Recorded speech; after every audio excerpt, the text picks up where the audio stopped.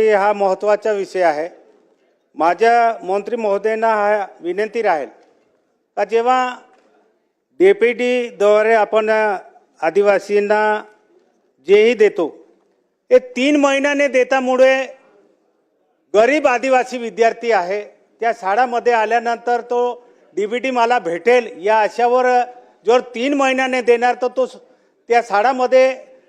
100 kilometre 90 kilometre 80 किलोमीटरहून लांब विद्यार्थी त्या शाळांमध्ये तो विद्यार्थी वसतिगृहामध्ये जातो आणि त्याला जर 3 महिन्याने जर त्याला DPT देत असेल तर तो विद्यार्थी खाणार काय, शिक्षण करणार का खाणार काय? गरीब विद्यार्थी त्या वसतिगृहामध्ये जातात आणि म्हणून 3 महिन्यानंतर जे DPT देता माझे तर मंत्री महोदयाला सरकारला विनंती आहे DPT रद्द करा,